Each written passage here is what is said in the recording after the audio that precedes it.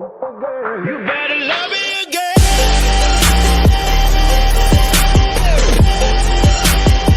You better love me again.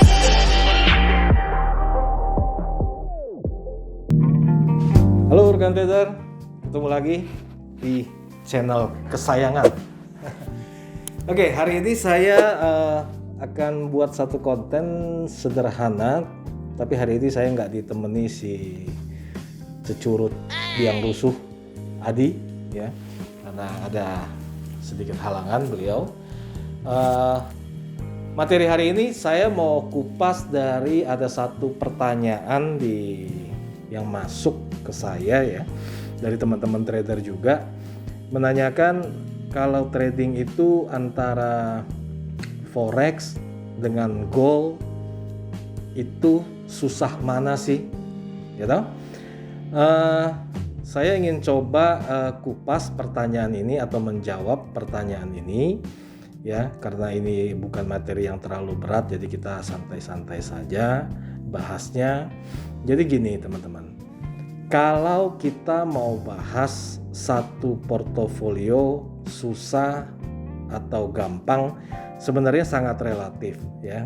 Relatifnya itu muncul dari misal ada satu orang yang sekian lama atau mulai menggeluti industri trading ini, dimulainya dari transaksi gold dan sampai hari ini tetap gold. Maka kalau dia disuruh langsung transaksi forex, pasti dia akan katakan forex susah. Begitu juga sebaliknya ya. Orang yang transaksi forex begitu disuruh pindah ke gold juga pasti akan merasakan susah. Nah, artinya tidak bisa ada satu patokan yang sangat-sangat konkret ya antara gampang mana atau susah mana. Tapi saya ingin memberikan penjelasan kira-kira seperti ini. Mengenali karakteristik ya, karakteristik daripada forex dan gold. Yang pertama adalah dari sisi volatilitas. Teman-teman harus paham bahwa market gold, terutama semenjak pandemi, dia memiliki satu range ya, gerakan range itu, baik itu harian, mingguan, volatilitasnya itu hampir boleh dikatakan tidak fix ya. Artinya tidak fix itu dia gampang bervolatil. Bisa jadi misalnya sehari dia bergerak 400 pip, kadang 300 pip, kadang 200 pip, atau bahkan bisa sampai kemarin kalau teman-teman ingat di saat terjadi perang hari pertama itu ada kenaikan sampai 600 pip, kemudian penurunan sampai 1000 pip. Nah, kalau kita melihat market seperti itu, maka apa kondisi yang bisa mengganggu kita? Yaitu terletak pada planning. Planning kita biasanya kalau orang yang biasa transaksi dengan sistem harian ataupun ya kalau scalping nggak termasuk lah ya, tapi lebih kepada orang yang transaksi secara teratur, maka dia akan kagok dengan perubahan karakter ini, perubahan volatilitas ini. Nah, volatilitas yang besar seperti ini dan tiba-tiba berubah, bagaimana kita mengatur?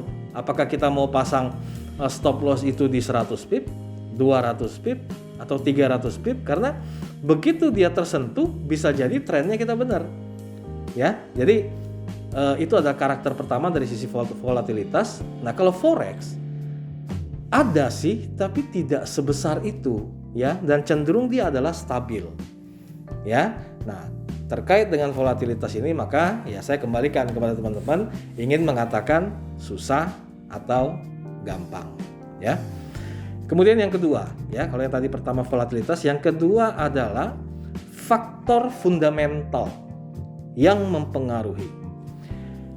Gold adalah satu produk yang menurut saya secara personal itu adalah produk yang tidak bisa diprediksi secara fundamental ya untuk jangka waktu yang panjang. Jadi kalau ada orang mengatakan, oh gold nanti bulan depan harga akan mencapai segini, secara pribadi saya nggak terlalu percaya. Kalaupun benar, bisa jadi menurut saya itu adalah sebuah kebetulan. Kenapa? Karena gold itu adalah satu produk yang sangat sensitif dan rentan terhadap gangguan fundamental yang tiba-tiba. Jadi begitu ada fundamental masuk, dia akan bergerak. sesuai dengan fundamental yang terjadi. Baik itu trap ya, jadi menjebak, ataukah dia follow fundamental itu sendiri. Ya. Nah, jadi poin kedua adalah gold cenderung gampang diganggu oleh fundamental yang tiba-tiba. Karena apa? Karena dia adalah satu produk yang sebenarnya tidak memiliki utility liquid ya. Utility liquid itu maksudnya ya, kalau kita bicara forex, uang, anytime saya ke money changer atau misalnya saya belanjain, saya butuh. Nah, kalau emas atau emas batangan ini, orang cenderung akan simpan untuk mengantisipasi gejolak-gejolak yang ada di ekonomi. Nah, maksudnya apa? Maksudnya adalah kalau kita trade gold, ya, orang akan dengan gampangnya tiba-tiba jual barang, tiba-tiba dia beli itu barang, sehingga ini yang menyebabkan fluktuasi gold dari sisi fundamental itu gampang sekali terganggu.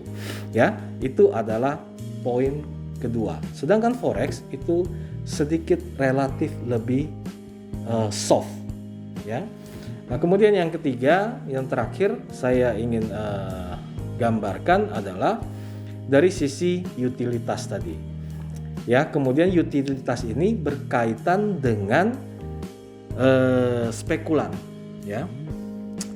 Spekulator itu untuk mengguncang harga gold itu adalah lebih gampang daripada dia mengguncang harga forex. Ya, kenapa demikian? Satu, peminat itu relatif banyak untuk gold dalam hal ini, sehingga begitu ada sebuah isu yang digunakan oleh katakanlah spekulan ini untuk mengganggu market, dia akan gampang termakan. Ya, nah sekali lagi bukan berarti forex tidak bisa, tapi forex itu yang dilawan oleh spekulan, ya, yang orang bahasakan big boy. Ada salah satu video saya tentang big boy nanti, ya. Nah, yang sering terjadi adalah orang kalau mau ganggu forex sebentar aja, ya, mungkin sesaat, kemudian dia akan stabil lagi karena yang dia lawan itu adalah market yang sangat besar. Dalam arti di dalamnya ada bank sentral, ya. Kemudian uang sendiri adalah uang yang memiliki utility liquid, ya, artinya anytime dia bisa cepat bergerak gitu loh, ya. Nah, emas ini tidak. Nah, sehingga emas atau gold lebih gampang untuk digocek, diguncang oleh spekulator, ya. Nah, jadi saya tidak ingin mengatakan bahwa ini lebih sulit, lebih susah, tapi dari 3 karakteristik ini silakan teman-teman putuskan, tentukan mau dominan transaksi di gold atau mau diimbangi dengan forex atau justru mau transaksi hanya di forex. Jadi saya serahkan kepada teman-teman. Nah, mudah-mudahan konten kali ini bisa memberikan sedikit gambaran tentang karakteristik susah mana antara gold dengan forex. Tapi kalau you tanya saya pribadi, saya akan katakan lebih susah trade di gold. Itu jawabannya. Oke? Saya kira itu teman-teman untuk konten kali ini tanpa Mr. Adi. Mudah-mudahan bermanfaat. Sampai ketemu di video yang lain.